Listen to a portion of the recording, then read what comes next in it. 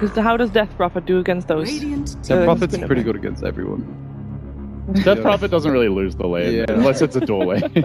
We're seeing the aggressive potential here of this Sven and Disruptor combination. Yeah, that Sunstriker was actually trying to cover like all the options that he had and just unfortunately missed by a tiny bit. I don't know if it would have killed, but they're going to go for a round 2 here on bottom lane. The body blocks from Illidan. Alright, there we go. Finally gets around, just still have the Storm Hammer. Now comes out the Anchor Smash again, the Sunstrike's off point, one more touch will do it, and they'll get it. Always want to fly, finds it there. I think maybe the smoke into Roar can be an insta-kill, especially if the Beastmaster has book going, but that's not for quite a while. So like you were saying, there's ample time for him to stay safe. Iceberg here, baiting it out. Yeah, indeed, go back to come in, and with the cold step onto the thug, it is nicely done. And it was exactly that, as you said. Iceberg looked to be in a really bad position. The fact that, Death Prophet's obviously just a super strong laner with Spirit Siphon, and there has been some prioritization. Oh, Skylark. He's coming in here. He's heading straight for the Disruptor. He does have this rotation from Spartan, and they might find always want to fly. Skylark, he's going to be fine, in fact, with MNT coming in. Paralyzing Cask and Maledict onto Illidan, forcing him back. So they will get the kill on the Disruptor. And mid lane, Team Spirit, they see the fact that FINEM throw both. After FINEM, they are going to be going for these full-on pushes. I mean, at what point in the game does that happen? Is it depending on a certain eye pickup? And well, actually, we're talking about MNT. He's in trouble here. They move in. He's pulling low. Actually grabs the bounty room. Still goes down. Skylark's come in. A bit of a counter rotation. Goblet healing himself up. Get a kill, but. I mean, funny at the moment, he has got 1800 gold. I do assume he's still going to go for the Necro, but before the Blink. There's any reason why he would get the Blink first this game. And well, they're going to use the Raw Sunstrike to find something else. The MNT comes a little bit too close for comfort. They do get the kill. Bottom lane, Thug is going to get brought back there by the Glimpse, but Skylark comes in with the Ravage onto 2. Always want to fly. He's going to get taken down. Illidan will get the TP out. And I like the movement from the Ember. He's just realizing that he needs to play as kind of a space creator in this game. And he might even find himself a kill in this positioning. He comes forward. There will be a glimpse back, but straight away with the Remnant to counter it. Madara moves back into position and takes himself the kill. And as you said, the activity from their ultimate's available, but they don't really want to fight into the 5-man of FINEM. It's just terrifying. I mean, yeah, Exorcism's there. You can have Ravage back up again in a bit, and Godblack out of position. That's a really bad pick, actually. They needed all their heroes up and available to fight. I mean, how do you stop that Team Spirit? It's going to be so hard. Again, at FINEM, they've really been pulling out some impressive stuff this DreamLeague, and today is no exception. Game 1 was going their way, and Game 2 now, they're really starting to find their footing, and they're going to do something big to come back into this Raw Spirit. The sentry's dropped, and again, another kill for the side of FINEM, and that's an Iceberg. Iceberg Invoker gone. Bottom attempted by FINEM. Things could start to look up for Team Spirit. Oh, absolutely. Like 1 or 2 good high ground defense, and even getting this pick here on the Spartan is going to help tremendously.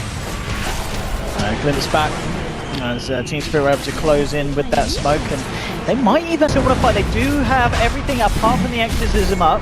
Oh, they can't fight without that. That is Ravage and Death Water there, but it's not enough. They'll get it. Iceberg grabs himself the Aegis, and Team Spirit as good at maintaining control over the map because they do lack the vision control.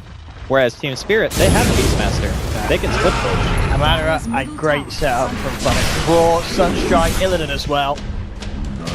And this they did now, off the back of that, I think FINEM's pretty much got the gold here for level 3 Necro. Next time, he won't even need the Sven to do that. Raw, level 3 Necros and a Sunstrike, you're getting the kill on turn back. In games like this, they're definitely on the back foot though, no question about that. So they can find something big here. The smoke's up. This is going to be the Blink Dagger reveal. And they're going to look for a jump. Silence. Madara's actually caught out in the static storm as well. The Sunstrike, they'll get it. The Raw to seal the deal.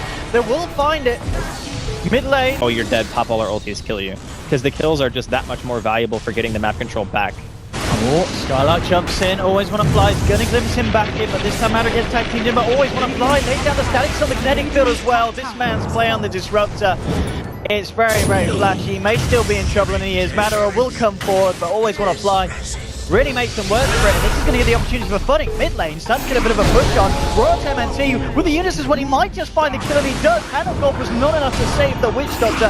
FINEM will pay with his life though. But as we're seeing at this point, Team Spirit just trying to play around. They know they're going to see him with this Observer on the high ground as well, and they know he's taking the walk straight into this. They Ravage. They're not messing around, but do they have to follow damage? And then he just continues to walk in, and with the Raw, the Storm Hammer as well, the Sunstrike, they found what Static Storm gets laid down by Illidan with the BKB, with the Constraint moving forward, sending FINEM back. It's about it, sent back, Glimpse onto Versus, bringing it back into this fight. He'll use himself up. Scarlet jumping in as well, but Illidan continues to do what he can with the Constraint Storm Hammer onto Thug, trying to find this Death Prophet kill. Can he do it? Yes, he can. Takes down Thug on the Death Prophet, 3 down on the side of FINEM. Matter manages to get himself out of the fight there with the Remnant. There's going to be a Sunstrike. It is off. They have no Ravage, no Exorcism. This fight is like super hard for them to take. Yeah, they just gotta let it go. And it will indeed. Team Spirit take the Roshan. They get themselves the 8. Take note of FINEM, I think, if you're a team playing against them and you watch like this kind of game, is you know what kind of stuff they like to do, and oftentimes they don't even really. It's like we all in push you, especially with a safe lane Ember. That's the other problem, because the way that it matches up with Beastmaster and Sven. So Black, he can't do what Sven can do. He can't just stand there, because they will burst him down. He may have the untouchable, may have the heals, but he may have the armor. Okay. It's going to be fun here. The Static Storm controls Madara, allowing the Invoker to walk this one off.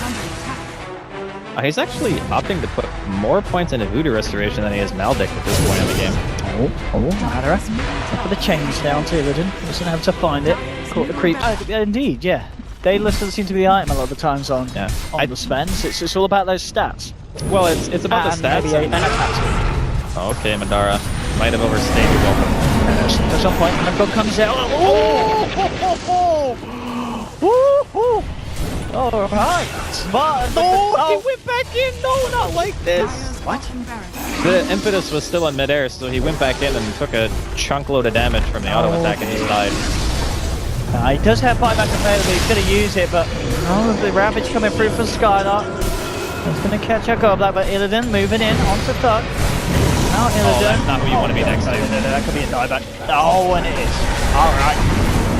And just like that, 4 heroes down on the side of FINEM, and it looks like this game may come to an end, and it does indeed. GG, well played at the start. Thug treat this game with a good luck, unhappy face. Maybe he's a little bit of a prophet, a death prophet, prophesied the death of his team in this game with that unhappy face. 19 for 9. Spirit did it. They certainly showed their weaknesses in game 1 in terms of the drafting and the play style, but here we have in game 2 what you kind of expect in terms of Illidan's farming, his ability to choose the fights when he can. He ends the game 3-0-5, and as you said, just Goldblack's play on the Enchantress, the laning stage, Iceberg on his Invoker, incredibly comfortable hero. Disruptor, always want to fly, something that we're excited to see from the start, and Funnic on his Beastmaster. He found the space to farm.